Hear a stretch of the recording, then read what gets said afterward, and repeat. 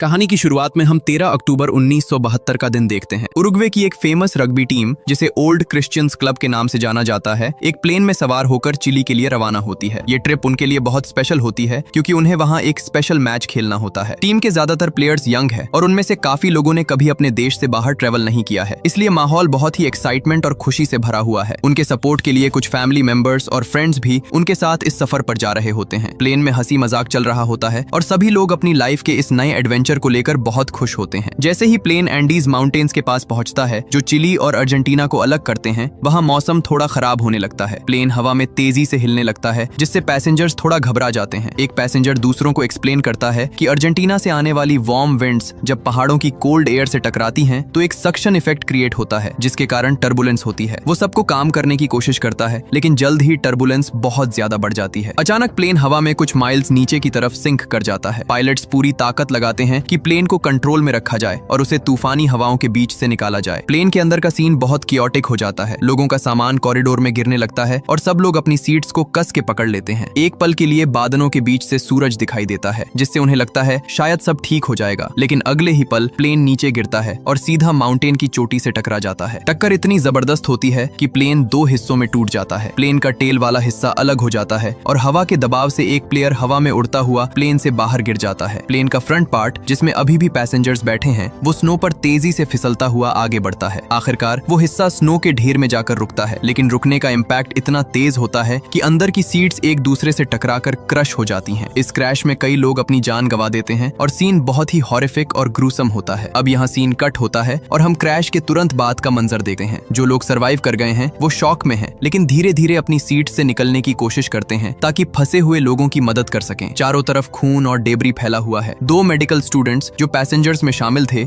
Immediately action में आते हैं। वो ब्रोकन लिम्स वाले लोगों को शांत करने की कोशिश करते हैं और जितनी हो सके उतनी फर्स्ट एड देने की कोशिश करते हैं। कुछ लड़के पायलट के कॉकपिट की तरफ जाते हैं चेक करने के लिए, लेकिन पायलट बुरी तरह जख्मी होता है और बस कुछ शब्द बोलकर दम तोड़ देता है। सर्वाइवर्स देखते हैं कि प्लेन का रेडियो भी पूरी तरह खराब हो चुका है और काम नहीं कर रहा है। कुछ लोग बाहर निकलकर मदद के लिए चिल्लाते हैं, लेकिन चारों तरफ सन्नाटा और स्नो के अलावा कुछ नहीं होता। जैसे ही रात होती है, टेम्परेचर तेजी से गिरने लगता है। एंडीज की ठंड बर्दाश्त से बाहर होने लगती है। बचने के लिए सभी सर्वाइवर्स प्लेन के टूटे हुए हिस्से के अंदर एक साथ हडल कर लेते हैं ताकि बॉडी हीट शेयर कर सकें। प्लेन में जो बड़े होल्स हो गए थे, उन्हें बंद करने के लिए वो डेड बॉडीज और बैग्स का इस्तेमाल करते हैं ताकि ठंडी हवा अंदर ना आ सके। रात बहुत मुश्किल होती है। कई लोग दर्द की वजह से रो रहे होते हैं। अगली सुबह जब धूप निकलती है तो उन्हें पता चलता है कि रात भर में कुछ और लोग ठंड की वजह से फ्रीज होकर मर गए हैं। तूफान अब शांत हो चुका है और सूरज की रोशनी तेजी से चमक रही है। सर्वाइवर्स बाहर निकलकर देखते हैं तो उन्हें दूर दूर तक सिर्फ बर्फ और पहाड़ दिखाई देते हैं। उन्हें रियलाइज होता है कि वो सिविलाइजेशन से बहुत दूर है। ग्रुप डिसाइड करता है कि अगर उन्हें जिंदा रहना है तो उन्हें ऑर्गेनाइज होना पड़ेगा। वो प्लेन के अंदर से टूटी हुई सीट्स और डेब्री को बाहर निकालते हैं ताकि रात को सोने के लिए सबके पास जगह हो। जो लोग जख्मी हैं उन्हें उस जगह पर लिटाया जाता है जहां सबसे ज्यादा धूप आती है ताकि उन्हें थोड़ी गर्मी मिल सके। अब सीन शिफ्ट होता है सर्वाइवर्स की मैनेजमेंट की तरफ। वो हर एक सूटकेस और बैग को ध्यान से चेक करते हैं। जो भी चीज यूजफुल लगती है उसे संभाल कर रख लिया जाता है। सबसे इंपॉर्टेंट टास्क होता है खाना ढूंढना। पूरे प्लेन को सर्च करने के बाद उन्हें बहुत कम मात्रा में चॉकलेट्स और वाइन मिलती है। डेड बॉडीज को प्लेन से दूर ले जाकर स्नो से कवर कर दिया जाता है ताकि वो डीकंपोज ना हो, और उन्हें उम्मीद होती है कि जब रेस्क्यू टीम आएगी तो वो बॉडीज को अपने साथ ले जाएंगे। जब सब कुछ ऑर्गेनाइज हो जाता है तो वो बहुत थोड़ा सा स्नैक खाते हैं। अचानक उन्हें एक प्लेन की आवाज सुनाई देती है। सभी लोग पूरी ताकत से चिल्लाते हैं और अपने हाथ हिलाते हैं, लेकिन प्लेन उन्हें बिना देखे निकल जाता है। दूसरी रात वो थोड़ा बेहतर तैयारी के साथ सोने जाते हैं। वो बैग्स में से कपड़े निकालकर ब्लैंकेट्स की तरह यूज करते हैं और होल्स को सूटकेस से कवर कर देते हैं। तीसरी दिन नैंडो नाम का कैरेक्टर, जो क्रैश के बाद से अनकॉन्शियस था,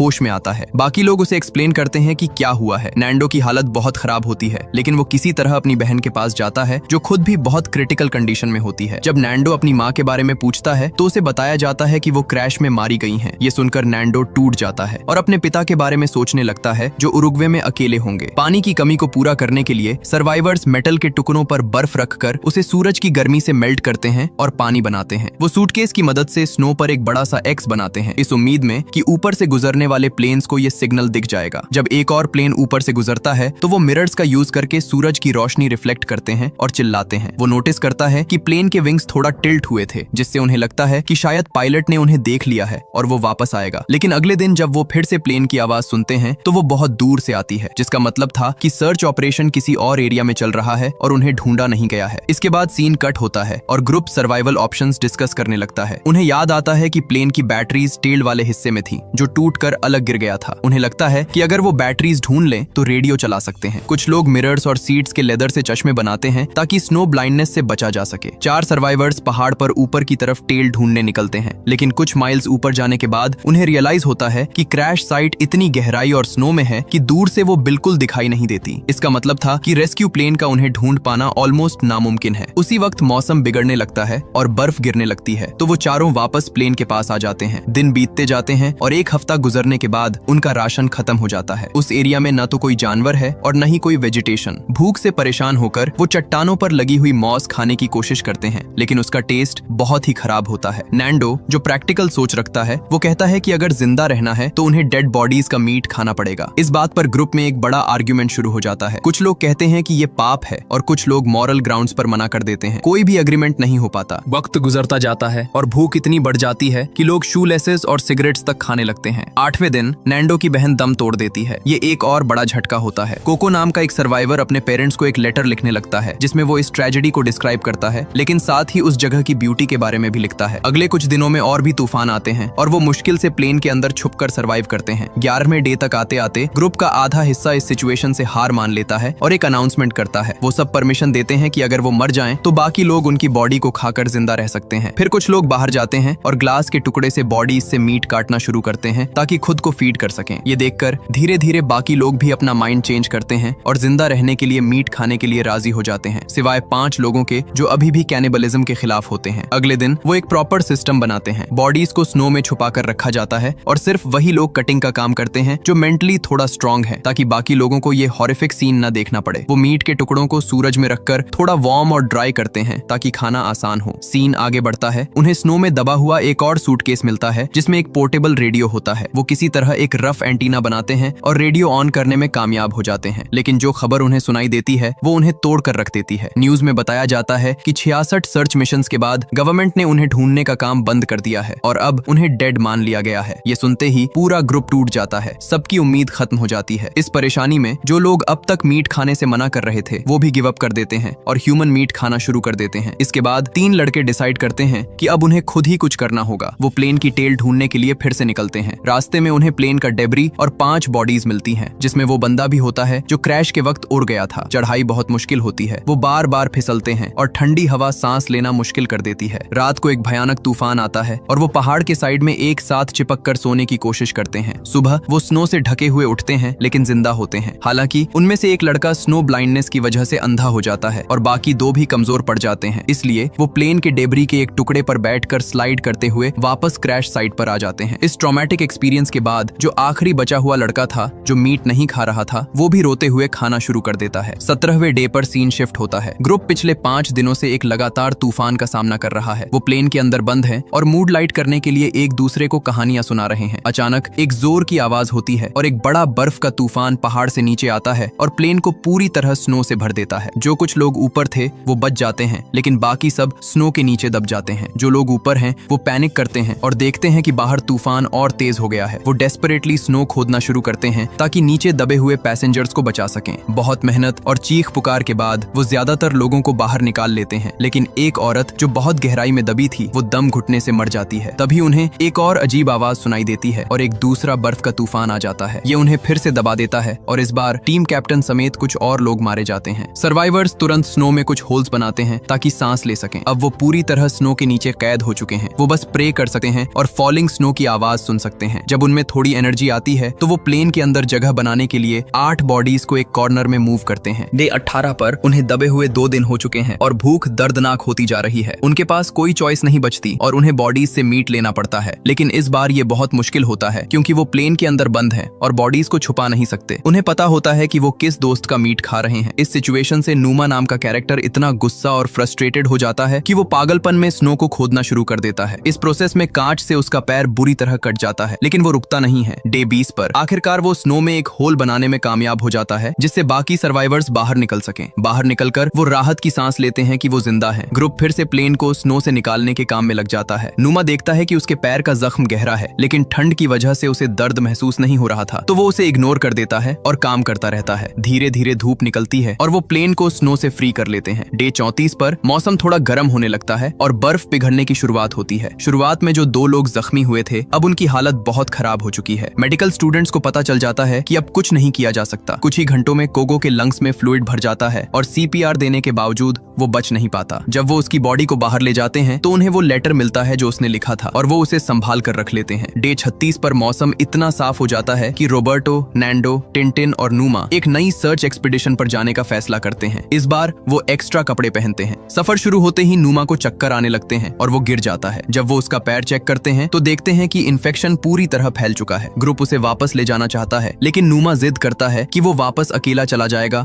और बाकी लोग आगे बढ़ें। नूमा जैसे तैसे वापस क्रैश साइट पर पहुंचता है और बेहोश हो जाता है। जब उसे होश आता है तो वो देखता है कि एक और बीमार पैसेंजर हेलुसिनेट कर रहा है और फिर मर जाता है। अगले दिन ग्रुप कॉकपिट से बर्फ हटाने का काम शुरू करता है। नूमा मदद करना चाहता है, लेकिन वो इतना कमजोर हो चुका है कि कुछ नहीं कर पाता। ये हेल्पलेसनेस उसे बहुत परेशान करती है। जल्द ही वो 3 लोग वापस आते हैं और एक बड़ी खुशखबरी लाते हैं। उन्हें प्लेन की टेल मिल गई है। वो वहाँ से काफी सारे कोट्स, रम की बॉटल्स, सिगरेट्स और चॉकलेट्स लेकर आए हैं। सबसे बड़ी बात, उन्हें बैटरीज भी मिल गई हैं। वो बैटरीज को कॉकपिट के रेडियो से कनेक्ट करने की कोशिश करते हैं। बहुत मेहनत के बाद रेडियो में स्टैटिक नॉइज आती है, लेकिन वो किसी को कांटेक्ट नहीं कर पाते और कोई रिस्पॉन्स नहीं मिलता। दिन फिर से बीतने लगते हैं। ग्रुप अब बाहर जाने से डरता है क्योंकि बाहर की ठंड जानलेवा है। नूमा का इन्फेक्शन अब उसकी पूरी बॉडी में फैल रहा है। टेल से लाया गया खाना भी खत्म हो रहा है, तो उन्हें अब डेड बॉडीज से मीट निकालना पड़ता है। अब ये सब उनके लिए एक रूटीन बन चुका है। नूमा को रियलाइज हो जाता है कि उसके पास ज्यादा वक्त नहीं बचा है, इसलिए वो खाना बंद कर देता है ताकि दूसरों के लिए ज्यादा फूड बचे। रेडियो फिक्स करने की एक और कोशिश में शॉर्ट सर्किट हो जाता है और वो उम्मीद भी खत्म हो जाती है। गुस्से में वो प्लेन पर सर्वाइवर्स की गिनती लिखते हैं। एक और ट्रिप के दौरान उन्हें टेल सेक्शन में वाटरप्रूफ फैब्रिक मिलता है जो पाइप्स को कवर कर रहा था। उन्हें आइडिया आता है कि इससे एक स्लीपिंग बैग बनाया जा सकता है जो उन्हें रात की ठंड से बचाएगा। छोटा रेडियो अभी भी चल रहा होता है और उस पर वो सुनते हैं कि क्रैश के 58 डेज बाद भी एयरफोर्स एक और एयरक्राफ्ट भेजने की प्लानिंग कर रही है। इस बात पर फिर से बहस होती है कि इंतजार करें या खुद मदद ढूंढने जाएं। रोबर्टो फ्रस्ट्रेटेड होकर स्लीपिंग बैग को फाड़ देता है। मूड लाइट करने के लिए ग्रुप चिड़ियों की आवाजें निकालता है और एक कैमरा ढूंढकर फोटोज खींचता है। उस रात नूमा उन्हें परमिशन देता है कि मरने के बाद वो उसकी बॉडी खा सकते हैं। सुबह वो उसे मरा हुआ पाते हैं। उसके हाथ में एक नोट होता है जिस पर लिखा था कि दोस्तों के लिए अपनी जान देने से बड़ा कोई प्यार नहीं है। नूमा के इन शब्दों से इंस्पायर होकर रोबर्टो, नैंडो और टिंटिन डिसाइड करते हैं कि अब वो आर पार की लड़ाई लड़ेंगे। वो वाटरप्रूफ फैब्रिक से नया स्लीपिंग बैग बनाते हैं, काफी सारा मीट पैक करते हैं